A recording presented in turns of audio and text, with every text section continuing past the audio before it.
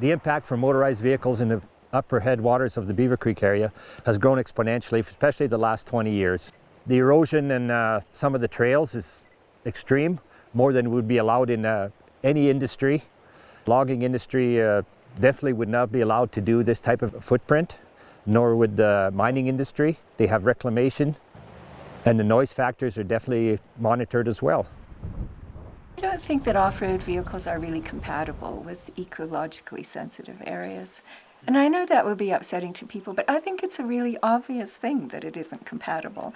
Do we go hiking in places where there are off-road vehicles screaming around? The noise is unbearable. Those levels of noise are actually dangerous for the people who are making that noise, but that's their choice. But it isn't the choice of grizzly bears, and it isn't the choice of other wildlife, and it isn't the choice of other Albertans to be around that. My husband's family has been here. This is fourth generation. We have the privilege to live in this beautiful country. I stand here on ground that we graze for 1 month of the year. This is an open season for us. There's a carrying capacity and a threshold. But to this point, there's been no threshold established for recreation.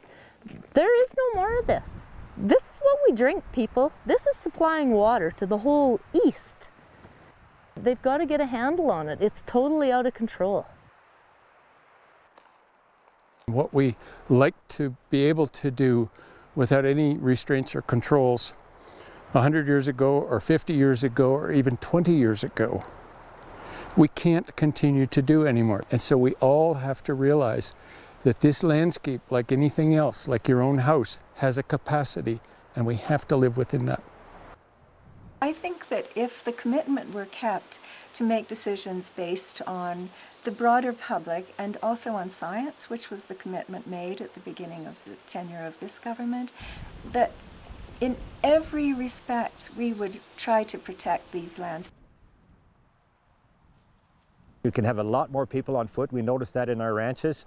We can have 50 hunters on foot with very little impact, but 10 people with vehicles has a tremendous impact. So personally, if we had a shift in the paradigm of our recreation, and we could be happy just enjoying nature as it is without making noise or impacting it, that would be my first choice.